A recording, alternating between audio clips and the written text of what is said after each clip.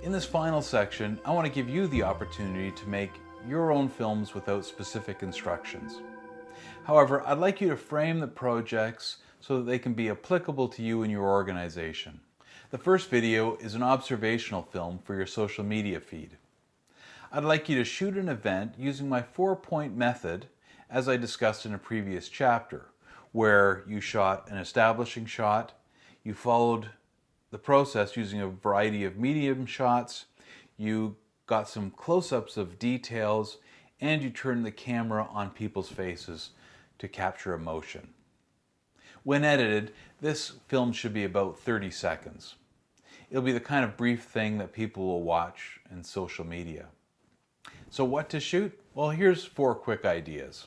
1, shoot a behind-the-scenes special event that's happening in your office. A celebration, a special project, a visit from a guest. 2, shoot a conference, a speaking event, or something that someone in your group or someone from your office is doing at a location. Follow them and show them the process that they went through over the course of a day, but edit it down to 30 seconds. 3, a day in the life of people in your office, smiling, working hard, and working together. 4, follow a project partner as they're involved in their work. It doesn't really matter what the event is. It's helpful if there's a beginning, middle, and end, a start, watching the process, and a conclusion that turns your shoot into kind of a mini story. The second video I'd like you to shoot is a how-to video for fundraising. Design the video around something you're raising money for. It could be a special project, operational costs, even salaries.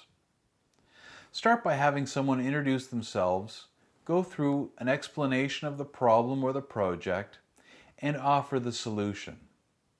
Second, the end of the video is the ask. Where can people contribute? Remember to shoot extra footage related to what your person's talking about. Be creative in what you capture and what you use. Think in terms of juxtaposition, visuals, and audio that can enhance the message and create emotion. This film should be under 1 minute, so use a script and keep the ideas tight. The third video is something for your website. I'd like you to shoot footage and conduct brief interviews to introduce your organization, the location, people, and the operation. Keep it under 1 minute. I'll go over a brief reminder about pre-production. The production phase is up to you, obviously, as will the editing. It's the intention of the GIL to have a mentor available to give you feedback on these projects. So pre-production is the preparation in order to turn your idea into reality on video. I want to remind you of a series of lists that we have talked about in previous videos.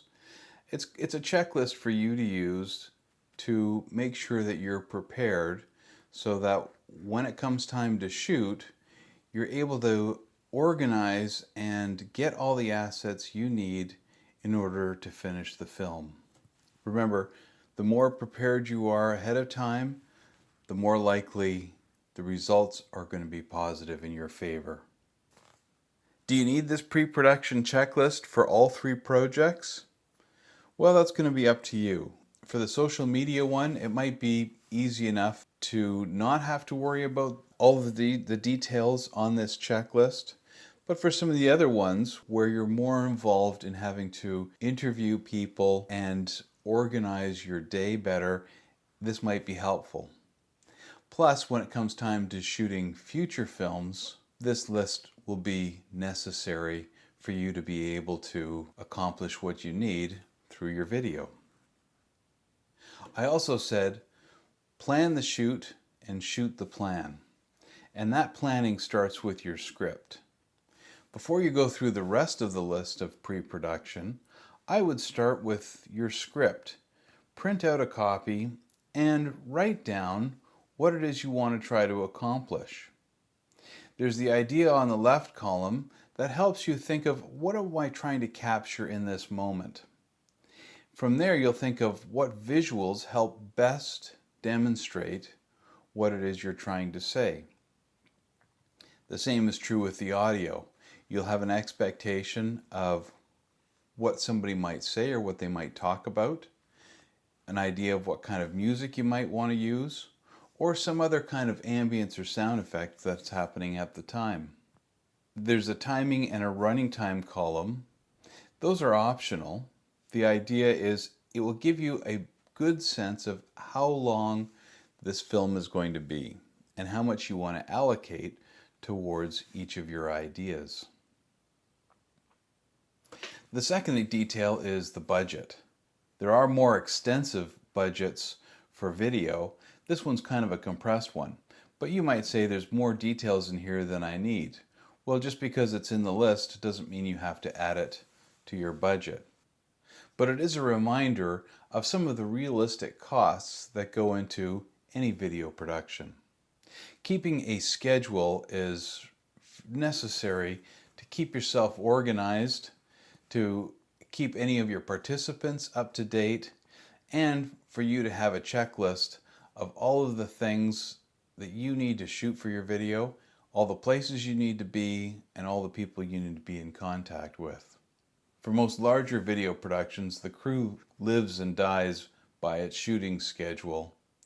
For your social media film, a shooting schedule might not be necessary, but if you're interviewing a bunch of different people on a bunch of different days, a shooting schedule is really helpful to keep yourself on track. Same is also true of your participant list. You want to keep track of everybody you're involved with, everybody you're shooting, and have a way of contacting them if necessary. This includes people who you're going to interview, the people who are on your crew, and also people who are going to help you with some of the logistics of shooting a film. And finally, in the pre-production checklist, thing to remember is a general release. A release is a document that your participants sign that give you the legal right to be able to use their image or anything that they've created for your video.